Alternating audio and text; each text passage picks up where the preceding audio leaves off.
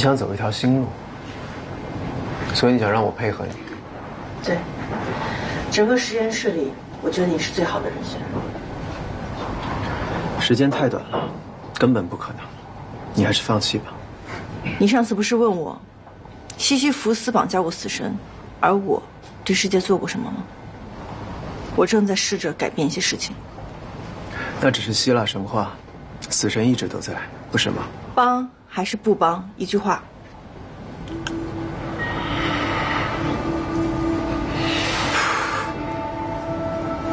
说吧，你想怎么开始？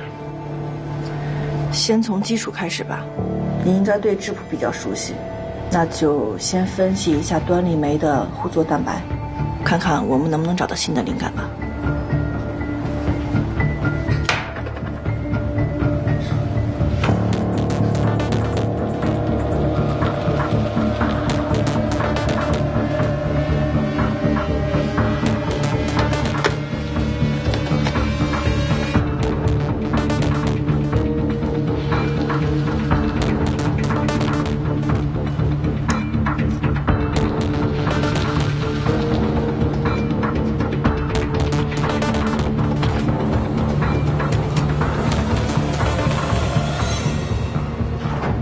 哎，周小山，裘佳宁让你打质谱啊？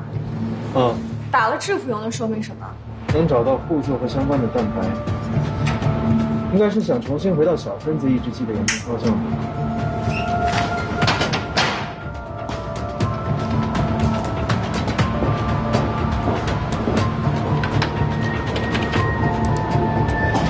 周哥，裘佳宁让周小山打质谱和解析结构呢。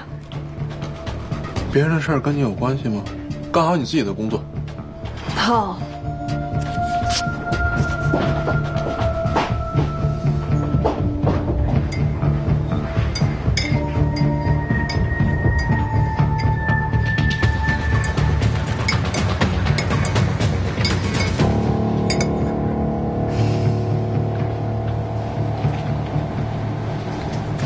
哎，周小山，裘佳宁让你打质谱。啊？为什么呀？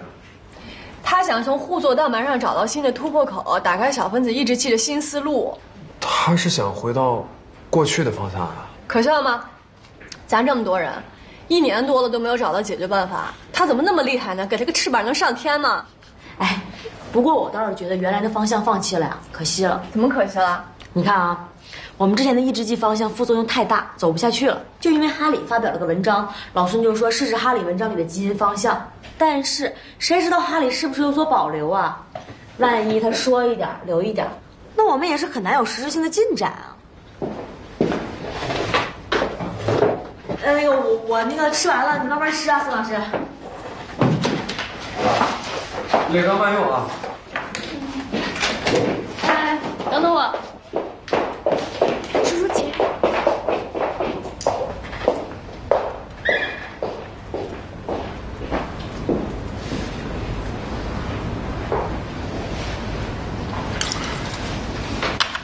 肖老师，我吃好了，你慢慢吃。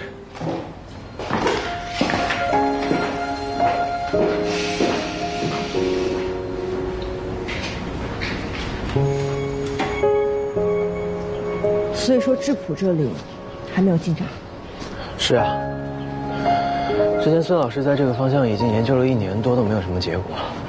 你是不是可以考虑不用再浪费时间了？没关系啊，人生本来就是用来浪费时间的嘛。对了，你要是有时间的话，再培育一下晶体吧。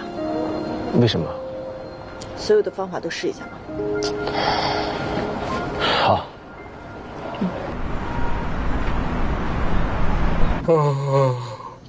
师傅，你是不是做了1夜手术很累呀？没事，不过我一会儿确实需要睡一会儿。那个5号床的病人，你帮我多顾一下。还有每2个小时要给他量1次血压。另外，我又多收了一个病人，你再想办法安排一个床位，怎么样？排不出了呀。什么态度啊？你上礼拜都已经答应好的，又忘了？我上礼拜我答应什么了？上礼拜你就刚刚说好了的，我们组的病床已经饱和了，不要再收病人了。你前脚答应，后脚就弄进来一个。那你不也排出来了吗？我不逼你一下，你永远不知道自己的潜力有多大。反正我没潜力了。师傅，我说你真是人心仁术。你这不要紧张，不要紧张，是不是落在哪儿了？对呀，你看好好想想。怎么办呢？别急，你好好想想。没事。小芳，怎么回事？哎呀，这不7号床的病人马上要做手术了吗？他妈好不容易从乡下凑来的手术费，可是不小心给弄丢了。阿姨，手术费是吧？要不我先帮您垫着吧。啊，真的？我先帮您垫着。哎呦，我的阿姨，别激动，你可救了我们全家呀！走，咱缴费做手术啊！你去缴费。阿姨别哭了啊，没事的，没事的。我一定想办法把钱还给你。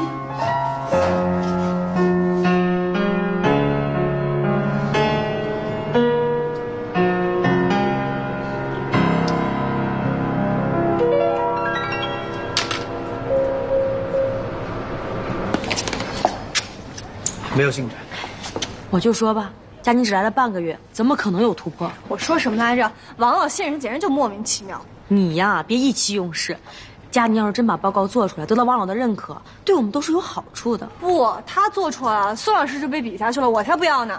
你现在呀，跟你的石头哥可以在一个办公室，虽然呢他对你是不屑一顾，但最起码你们抬头不见低头见啊。哎，万一佳宁做不出来报告，我们的原计划就会被喊停，到时候我们这些人怎么分配呀？那还是个问题呢。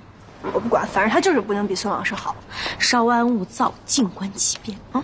周小山，你的外卖。你不刚吃完饭吗？樊姐，你帮我放我桌上，我去看看。你的外卖在这边。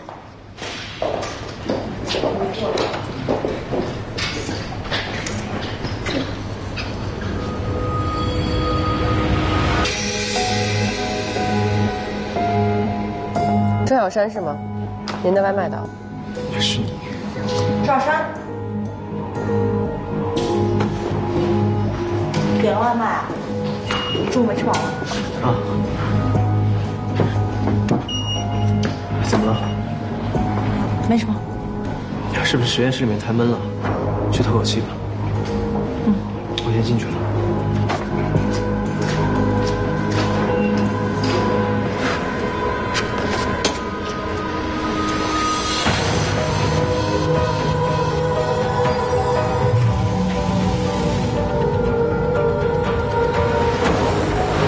瑞贝町公寓1单元601室。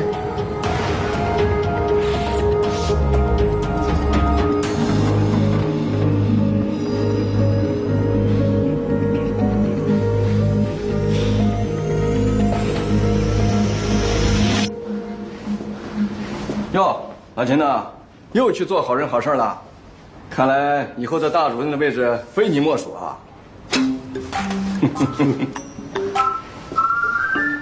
师傅，您回来啦？啊，钱主任挤兑你的，你都没听出来啊？是吗？哎呀，我奶奶今年90了，你知道她为什么高寿吗？因为你奶奶跟我一样可爱。不，因为她从来不多管闲事儿。你骂我呢是吧？哪敢呀？喝水。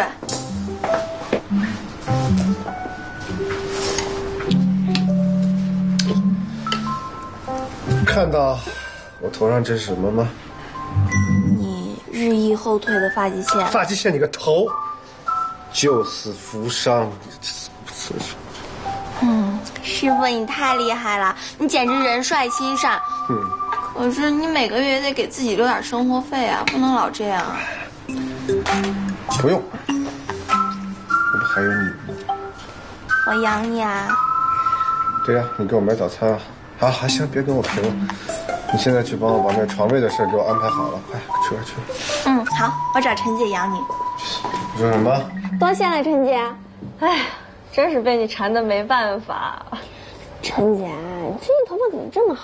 老远都能闻见你头上的香味儿。你简直人美心善。好了好了，还不是用你送给我的阿道夫。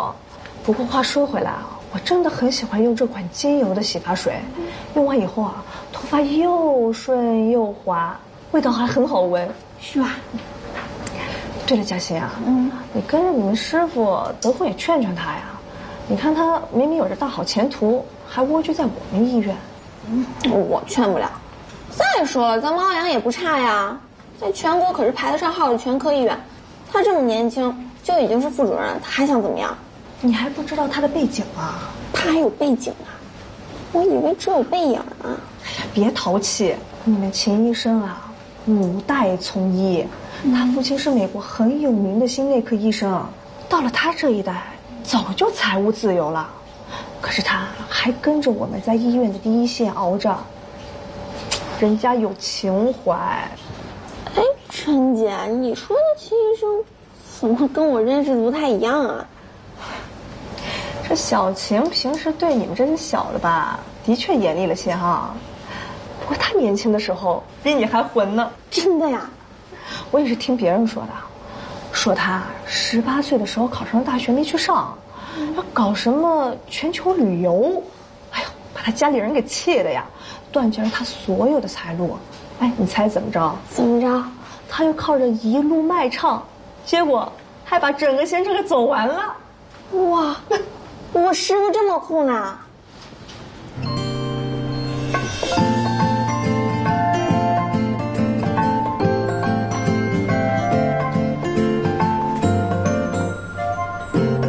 师傅啊，陈姐给安排上了。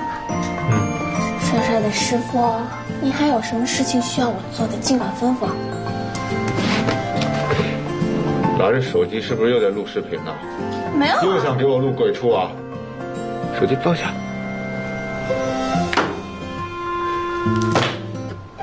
无事献殷勤，非奸即盗。你这小人之心夺君子之腹。想说什么说吧。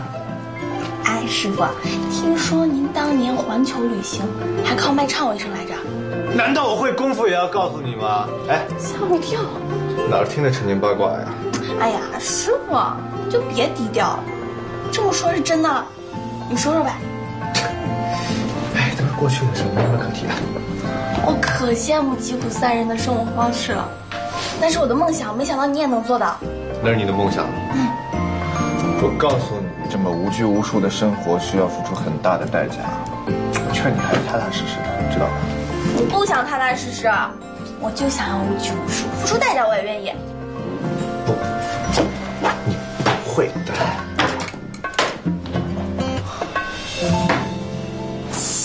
瞎嘚瑟什么？他后来真的没来过吗？你确定吗？万一来了没看到呢？秦医生，我都跟您说过多少次了，真的没有来过。哎，你找那位小姐有什么事儿吗？没什么事，就问一下。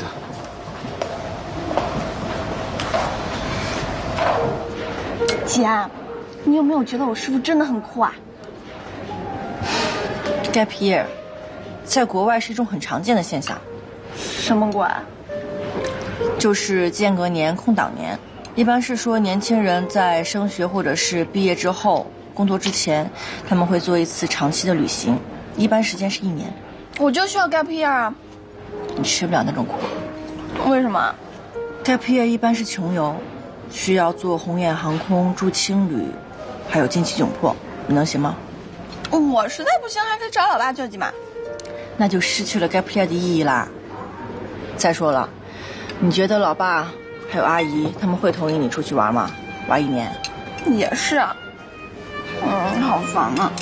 你就知足吧，现在过得挺好的。不好，太无聊了。哎姐，一会儿吃完你去哪儿啊？回宿舍。我能去你宿舍看看吗？你要干嘛？关心一下姐姐的生活嘛。我姐，你们这儿环境不错呀，待遇这么好。对啊，大公司嘛。确实大公司啊。哎，姐，我好像见过这个人。啊？他是不是你同事啊？乔安宁，这是我同事周小山，这是我妹妹裘嘉欣。哎，你好。哥哥，咱俩好像见过。见过吗？你们怎么可能见过啊？你记错了。拜拜。进来吧。哇塞，姐，你这房间可以啊！公司挺大的嘛，你房间这么大。妈呀，让你看看。姐，你这2间房间，你这小复式。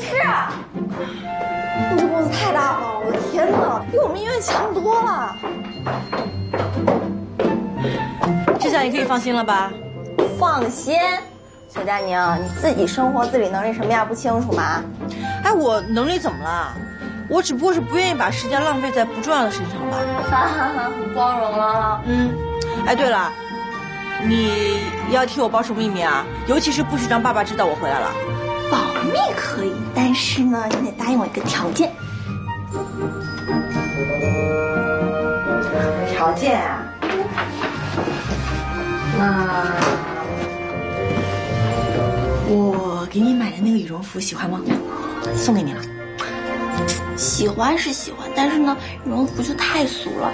姐，我的意思是你让我搬过来，我就替你保密。搬过来？为什么？我最近在奥阳医院实习了，离你们这儿可近可近了。我要是在你这儿住的话，每天上下班能节约1个小时呢。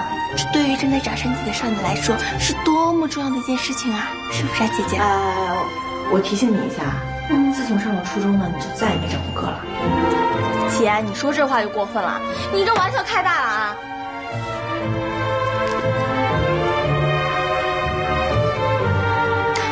喂，爸爸，我给你办了一件事情啦，就是我。你想过来住的话，就过来住吧。那我今天晚上就搬过来，现在就过来吧。姐，你最好了。我以后啊，每天会替你准备早饭、德芙、黑咖啡。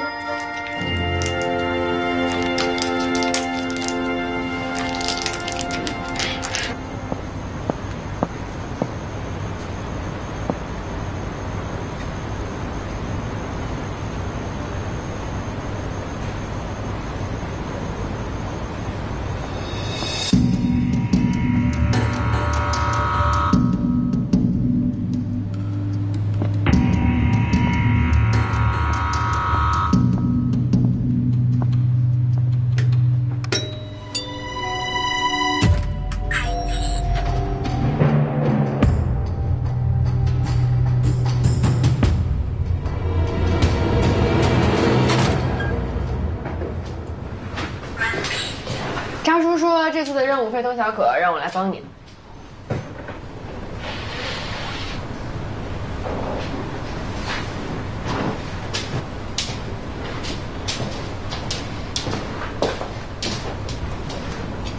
哥，这个小区我都了解过了，自住率非常低，大部分都是外地租客，所以说很适合咱们隐蔽。关于这次任务，你知道多少？你知道的我都知道。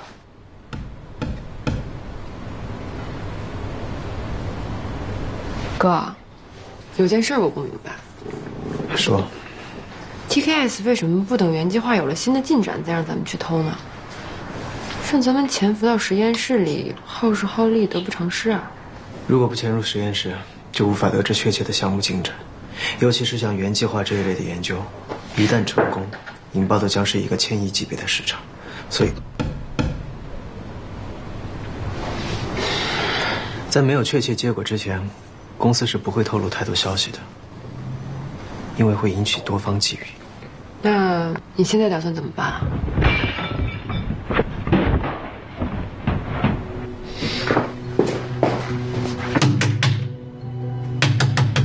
不要敲了！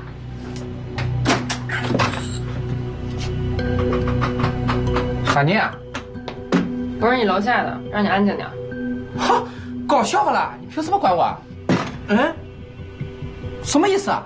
你是要进来是吧？哎，你进来这就是入室抢劫。哥，干什么？声音是你弄出来的。是我怎么样？我在我自己家，我想干什么干什么。是吗？干什么？你倒是提醒了我，在自己家想干什么就可以干什么，是不是？正好，我们有装修的打算，电机钻的生意你想听吗？你威胁我是不是啊？大家都是邻居，不要给彼此添麻烦啊！说完了吗？走。脑子有病！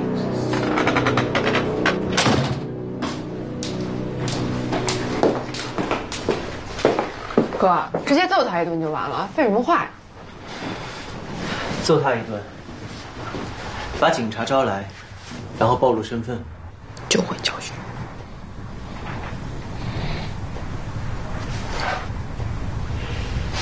哥，任务到底进行到什么阶段了？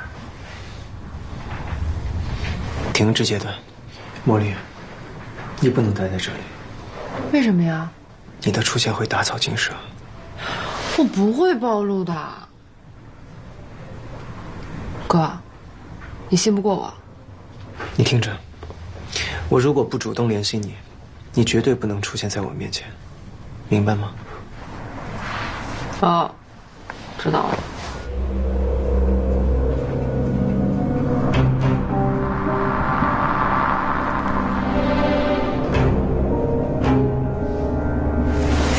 你这次任务非同一般，而且有你在小山身边，我也就放心了。谢谢张叔。还有一件事情，您替我留意一下，如果小山那边有什么风吹草动的话，马上告诉我。张叔，您这是让我监视小山哥哥。茉莉啊，这次任务对你而言，就是一次好好打磨的机会，别让我失望。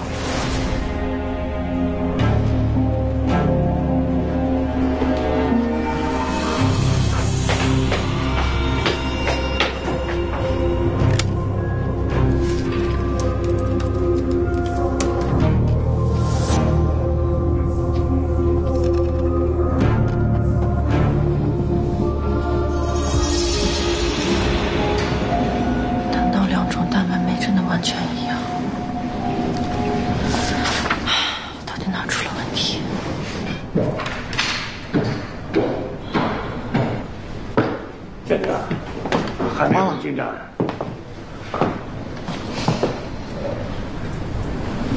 编码序列一致，翻译地点一致，作用方法也一致。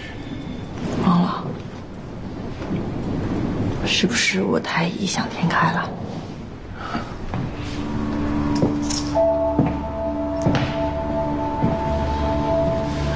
都下午2点多了，你还没吃午饭啊？没什么胃口。亚宁啊，都这么多年了，你一点都没变。还记得我们第一次见面吗？在普林斯顿，一个关于细胞凋亡和组织再生的研讨会上。对，那天开完会都晚上7点多了，我还没吃饭，你就拉着我讨论这个凋亡的调控因子问题，一问就是1个多小时。好不容易问完了，你接着换上了组织再生的问题，一问又是1个多小时。助理催我吃饭都催了3次，可是你呢，就是不走，一直是神采奕奕。那个时候年纪小，不懂事，你别怪我。很好啊，搞科研的就需要有这么一股轴劲，这也是我为什么要你这儿来的原因。王老，你应该一早就知道我是被哈里实验室开除的，为什么还愿意把我找来呢？哈里发表在科尔的那个期刊上的文章啊，我看了。文章的论点，你在普林斯顿游学的时候就跟我讨论过，当时我就觉得非常的大胆新颖啊。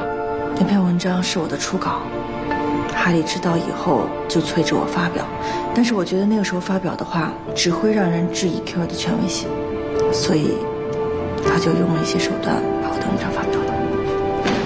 哈里这么做有失体面的。谢谢您对我的信任。我一向秉承不拘一格讲人才，而人才问题最重要的就是品德问题，尤其是搞科研的。我希望你不要像苏倩那样让我失望。你放心吧，一定不会让你失望的。那好，那你继续忙吧，我走了。记得一定要吃饭，啊。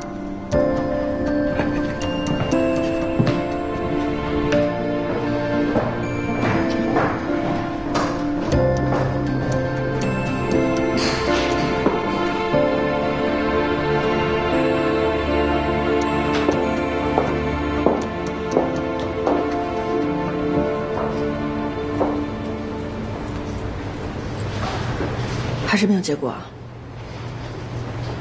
培养晶体是一件非常难的事情。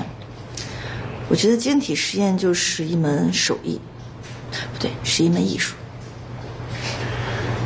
可是我没有什么艺术天赋。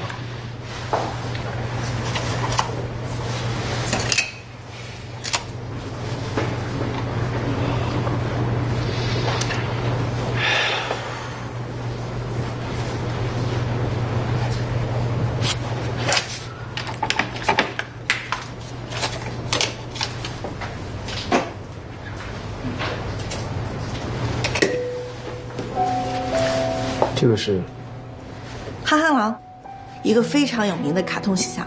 憨憨狼，这名字倒是和他的形象挺搭的。别小瞧他，以前我写论文的时候呢，脑子打结，然后就看到了《憨狼家族》那个动画片，我就发现这个憨憨狼啊，让我觉得看到了特别有能量，然后我就学着把它画下来。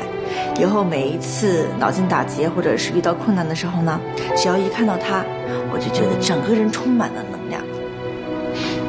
裘老师，你是一名科研人员，迷信这套你也搞？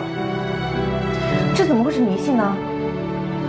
科学家也是人，在实验的煎熬中呢，我们也需要一点小小的神秘仪式，让我们可以舒缓压力，能更有动力坚持下去。这种晶体，我一共用了快1000种体系，长得快，晶体小，无法用单晶仪或 XRD 检测出晶体结构。就算长出来了，也就是个小小的晶核，空间造型没有什么奇特的，不过就是一个小小的方块而已。哦，怎么了？我明白了，我知道问题出在哪儿了。这段时间我一直在想，两种细胞的端粒酶到底会有哪些不同？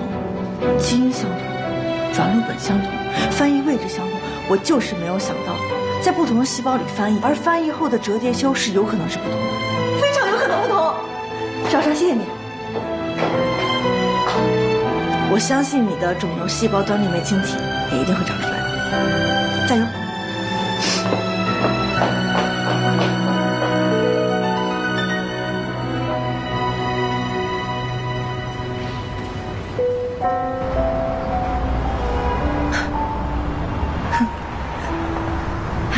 太笨了。你怎么了？没什么，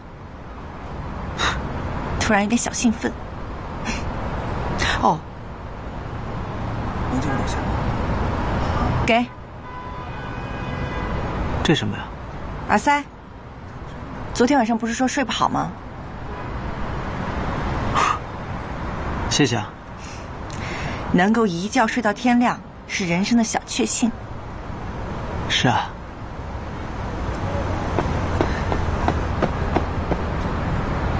那个哥哥姐姐，打扰一下，我是外地来旅游的，然后钱被偷了，现在回不去了，能不能借我50块钱啊？不好意思啊，我们没有现金。哦。哎，等一下。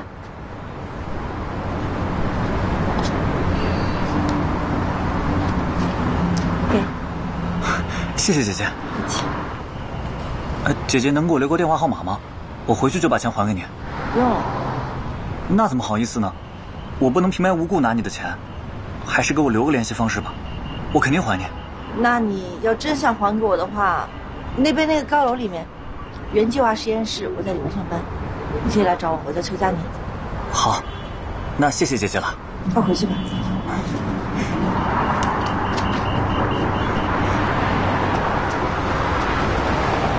老掉牙的骗局你还看不出来？万一是真的呢？就算有1/1000的几率，那也算是帮到了一个需要帮助的人啊。那就算像你说的是个骗子，肯定也有不得已的苦衷嘛。不然，要是有办法的人，这么大冷天的谁愿意出来跑啊？对吧？善良是一种选择。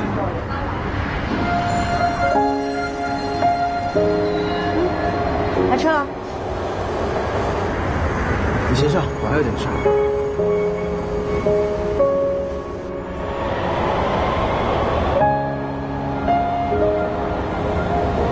同学你好，我是外地来旅游的，然后钱被偷了，这是我学生证。借我，我一定还你。给你。谢谢。没事。不好意思打扰一下，我是来旅游的，但是钱被偷了。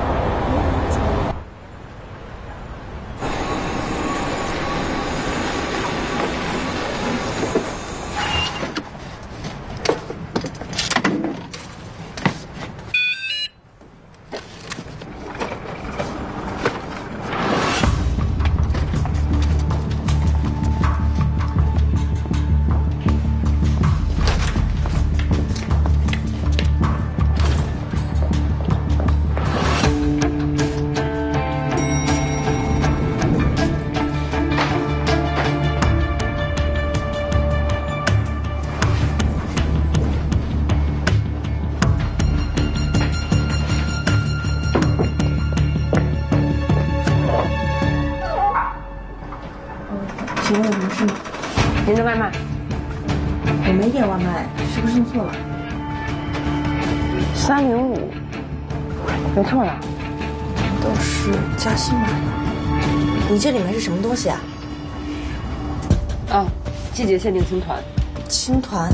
那肯定不是我买的了，我不吃青团的。那这样吧，女士，您给我留一个电话，我去查一下。如果真是别人给您送的，我再联系您。我看没有这个必要了吧，不是我买的，也没有必要留电话。要不然你给你们平台打个电话，看一下到底是谁买的，是不是送错了？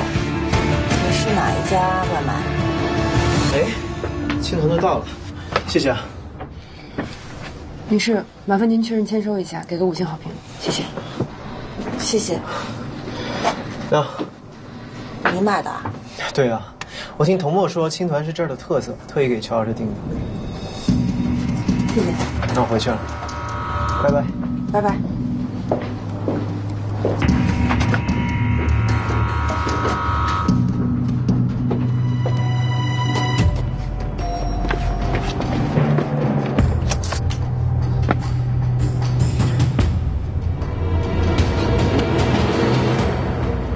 如果不是我及时出现，会是什么样的后果？你说话呀！我是想帮你。这样的事情，我不希望再出现第二次。为什么不让我参加这次任务？为什么？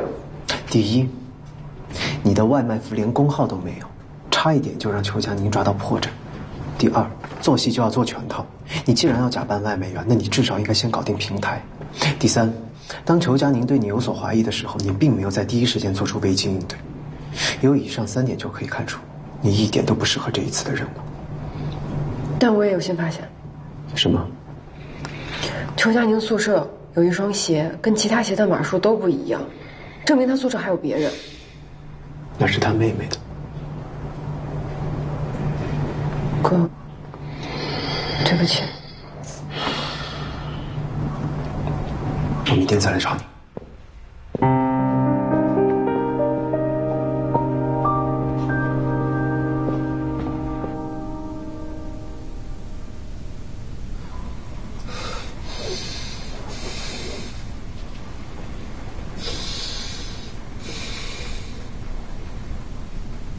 能够一觉睡到天亮，是人生的小确幸。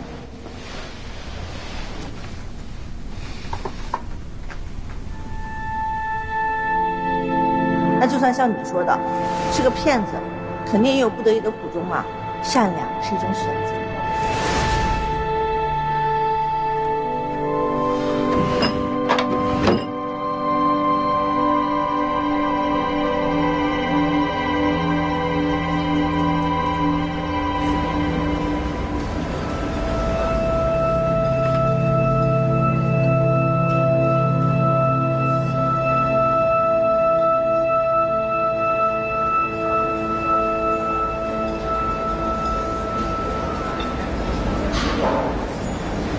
他们都是你的同龄人，看着他们，你什么感觉？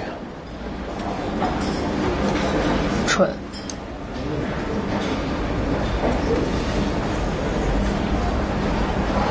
我说错了？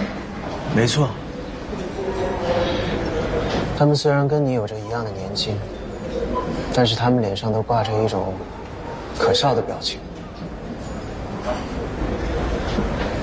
对这个世界的无知。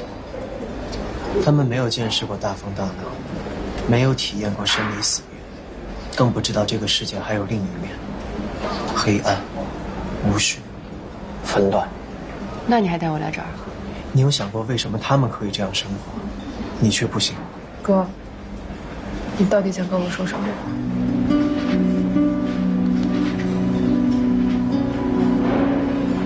原计划是我最后一代。你要离开扎叔了？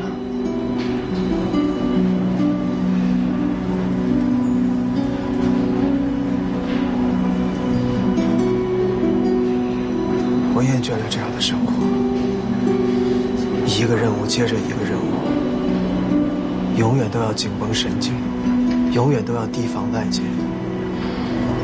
10年了，我几乎没有睡过一个完整的觉。我不想再继续这样非人的生活了。扎叔同意了。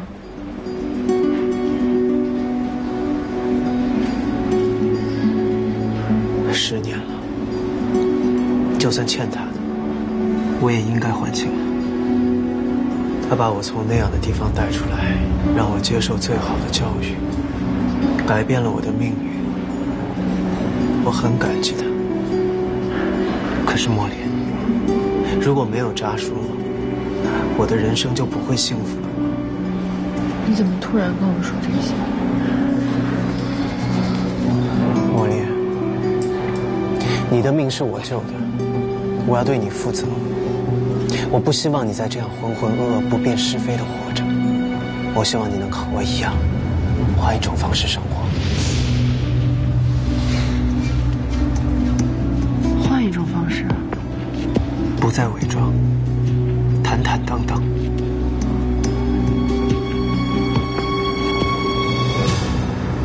走在阳光下。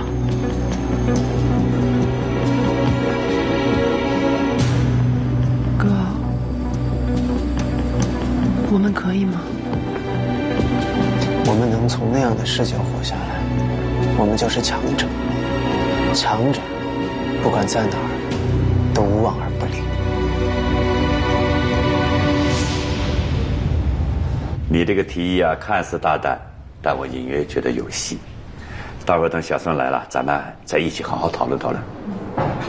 王老呀，小孙啊，刚才嘉宁就我们目前项目的困局，提出了一个突破性的方向，你来一起听听，帮助判断一下。好。在说之前，我可以提个问题吗，宋老师？请讲。原计划之前的研究方向是用小分子抑制剂来抑制癌细胞的端粒酶活性。对。根据这个理论进行的动物实验，在病理毒理阶段卡住了。目前是这样，但我想我们可以从基因方面解决这个困扰。但是我觉得之前的方向可行。那我愿意听听你的高见。我只是觉得，与其抑制所有的端粒酶，倒不如找到靶点，只针对肿瘤细胞源的端粒酶。这有点异想天开吧？我们过去1年的实验真的不是在过家家，也不是只有你裘佳宁能想到好的方法来抑制副作用。空口无凭。这样吧，我把我的设想写一份报告，等详细的报告出来之后，我们再商量。你才刚来，就想解决我们1年都没有解决的问题，不觉得有点狂妄自大吗？如果这就是你们优秀的海外研究人员的风采的话，不好意思，恕难接受。王老，我先出去了。不是，小孙，哎呀，你不能着急嘛。佳宁，小孙就是这个急脾气，你别太介意啊。我尊重有原则的科研人员。如果说孙老师听到我的设想就倒戈了，那才是问题呢。您放心吧，我会尽快做出报告的。好。石头哥，我给你买点新枸杞，我看你之前的喝完了。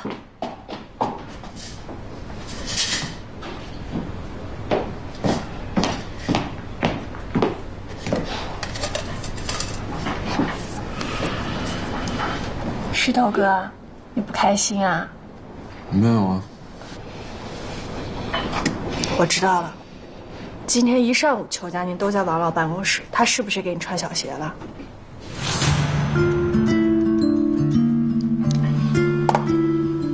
笑笑，你手头的 chip 试验做了多少次了？那天纯然说的那些话你也听见了，你怎么想？哎呀，人家那个人不一直那吗？说话没个把门的，你怎么还往心里去了呢？是不是？他真的说什么了？他建议我们回到端丽梅的老路上。疯了吧他！这1年多我们做了多少努力啊？那么多尝试，那么多通宵都没有找到解决办法。他现在说回去就回去了。他想想就解决了，他怎么那么厉害呢？他，你回来。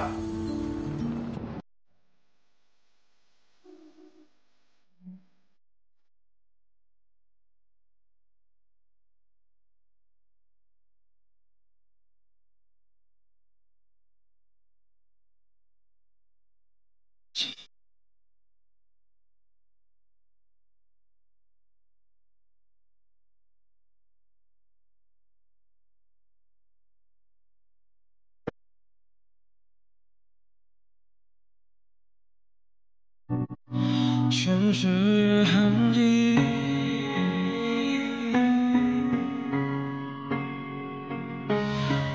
划过了火车，换来春夏的泪，也层层若醒着遗憾而已。你擦肩而过，真心的枷锁越紧，岁月拨尽勾心，我却不能抹去你留下的美丽，一呼啸而过，像天空。在人群中穿梭，忽远忽近。我太钟情，不怪你，终于你也过瘾，在我的心。